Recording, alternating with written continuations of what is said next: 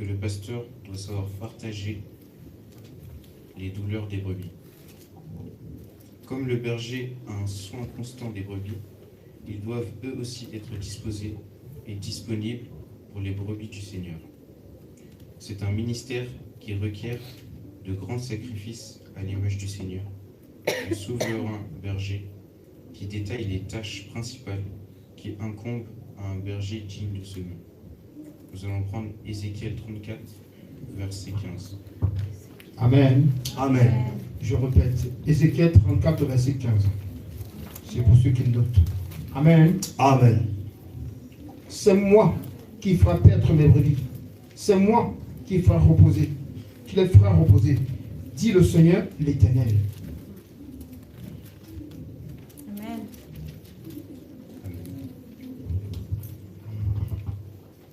Est-ce que tu peux lire la suite?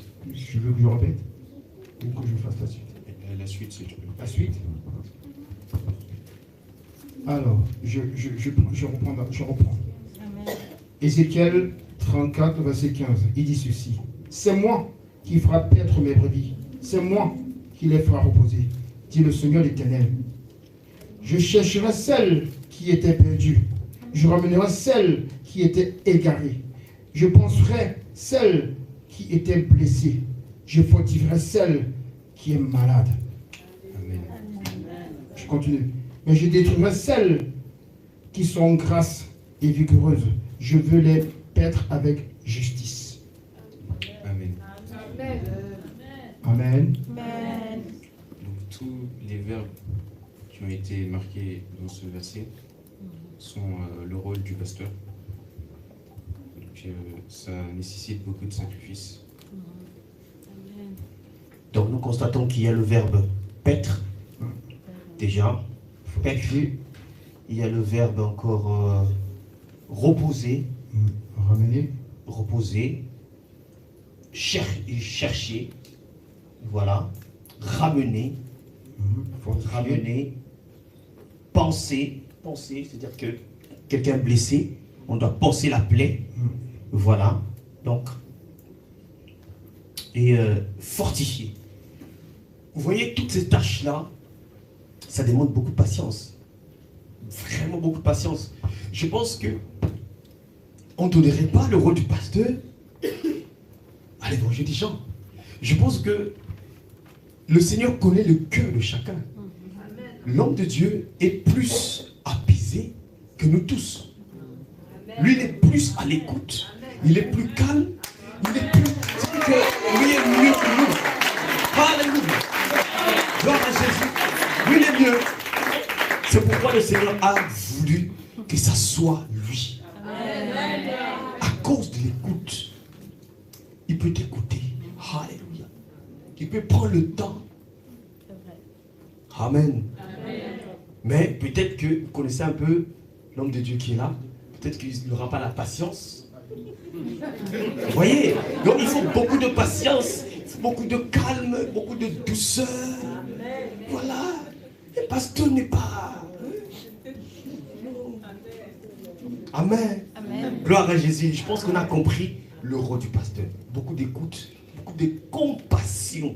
Participer aux douleurs des autres. Amen. C'est pourquoi vous avez vu, comme la servante de Dieu tout à l'heure était là, qu'est-ce que j'ai fait? J'ai dit au pasteur, viens lui dire un mot. Amen. Passez-lui le pasteur.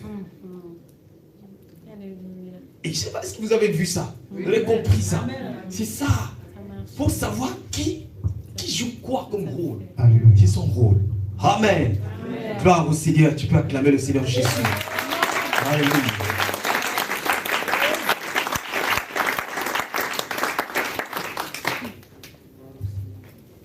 Enfin, nous avons le docteur.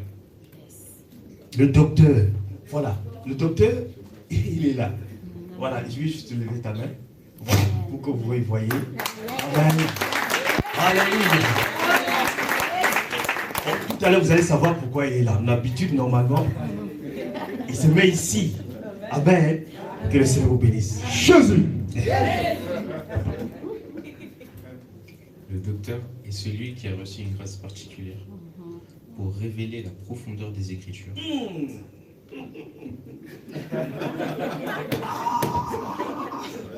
La profondeur. Ah oui, la profondeur. C'est-à-dire que nous, on peut rester un peu comme ça, superficiel. Mais lui, quand il prend un texte, il doit connaître la profondeur. Il doit même aller dans plusieurs versions, plusieurs concordances pour comprendre l'essence d'origine. Qu'est-ce que ça veut dire? Ça, c'est lui. Ah oui.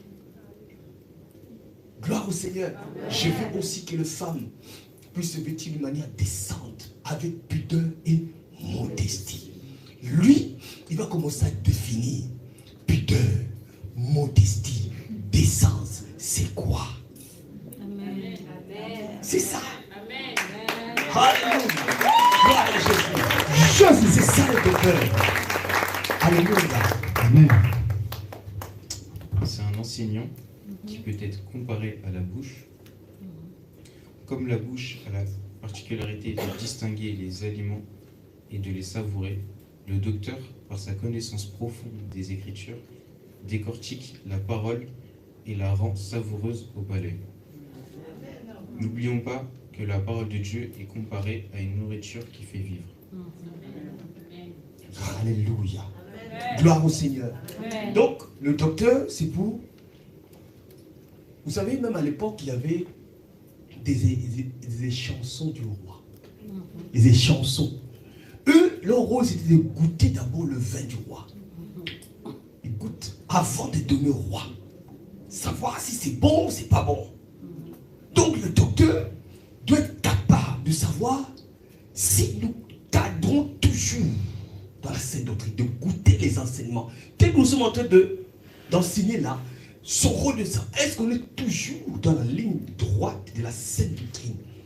C'est ça, il goûte cette parole pour nous dire, ah les amis, là vous avez dévié, vous n'êtes plus dans la sainte doctrine. Il veille, il est le docteur, le chirurgien, pour veiller. Et que la parole de Dieu reste authentique dans sa profondeur. Au-delà de la profondeur qu'il doit connaître, mais il doit aussi être le garant de l'enseignement dans l'église. Alléluia. On l'appelle même l'enseignant des enseignants.